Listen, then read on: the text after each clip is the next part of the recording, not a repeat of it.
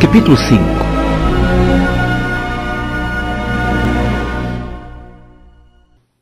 Mas um certo varão chamado Ananias, com Safira, sua mulher, vendeu uma propriedade e reteve parte do preço, sabendo também sua mulher.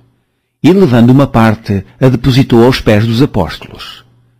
Disse então Pedro: Ananias, porque encheu Satanás o teu coração para que mentisses ao Espírito Santo e retivesses parte do preço da herdade? Guardando-a não ficava para ti, e vendida não estava em teu poder?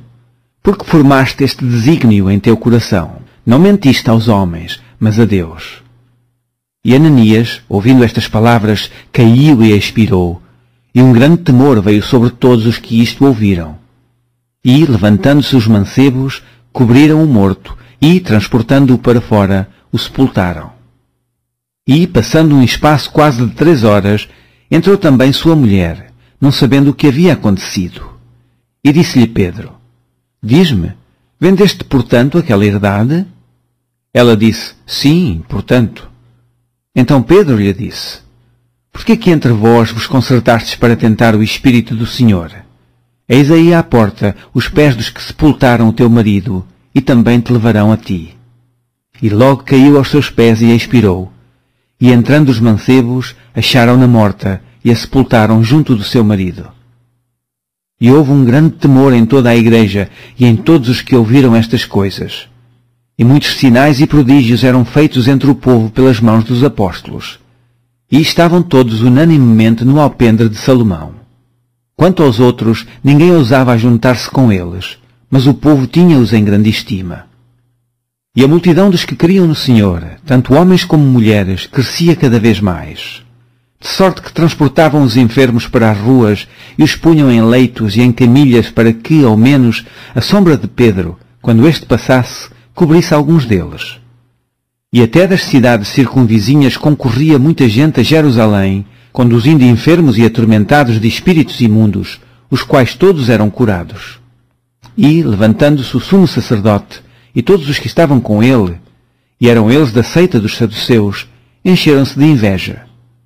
E lançaram mão dos apóstolos, e os puseram na prisão pública. Mas de noite, um anjo do Senhor abriu as portas da prisão, e tirando-os para fora, disse: Ide, e apresentai-vos no templo, e dizei ao povo todas as palavras desta vida. E, ouvindo eles isto, entraram de manhã cedo no templo, e ensinavam. Chegando, porém, o sumo sacerdote e os que estavam com ele, convocaram o conselho, e a todos os anciãos dos filhos de Israel, e enviaram ao cárcere para que de lá os trouxessem.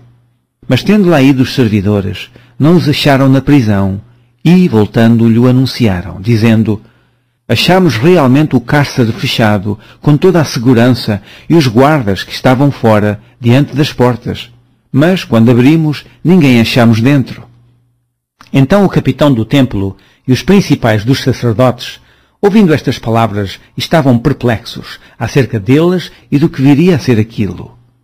E, chegando um, anunciou-lhes, dizendo: Eis que os homens que encerrastes na prisão estão no templo e ensinam ao povo. Então foi o capitão com os servidores e os trouxe, não com violência, porque temiam ser apedrejados pelo povo. E, trazendo-os, os apresentaram ao conselho, e o sumo sacerdote os interrogou, dizendo: Não vos admoestamos nós expressamente que não ensinasseis nesse nome? E eis que encheste Jerusalém dessa vossa doutrina, e quereis lançar sobre nós o sangue desse homem.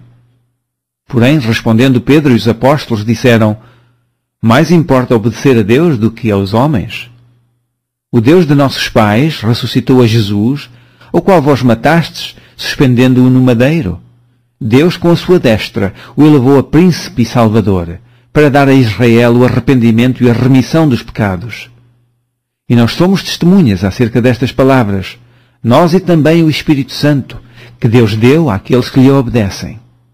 E, ouvindo eles isto, se enfureciam, e deliberaram matá-los. Mas, levantando-se no conselho um certo fariseu, chamado Gamaliel, doutor da lei, venerado por todo o povo, mandou que por um pouco levassem para fora os apóstolos. E disse-lhes: Varões israelitas, acautelai-vos a respeito do que haveis de fazer a estes homens, porque antes destes dias levantou-se Teudas, dizendo ser alguém. A este se ajuntou o número de uns 400 homens, o qual foi morto, e todos os que lhe deram ouvidos foram dispersos e reduzidos a nada. Depois deste levantou-se Judas, o Galileu, nos dias do alistamento, e levou muito povo após si. Mas também este pereceu, e todos os que lhe deram ouvidos foram dispersos. E agora digo-vos, dai de mão a estes homens e deixai-os, porque se este conselho ou esta obra é de homens, se desfará. Mas se é de Deus, não podereis desfazê-la, para que não aconteça serdes também achados combatendo contra Deus. E concordaram com ele, e chamando os apóstolos e tendo-os açoitado, mandaram que não falassem no nome de Jesus e os deixaram ir. Retiraram-se, pois, da presença do conselho, regozijando-se de terem sido julgados dignos de padecer afronta pelo nome de Jesus. E todos os dias, no templo e nas casas, não cessavam de ensinar e de anunciar a Jesus Cristo.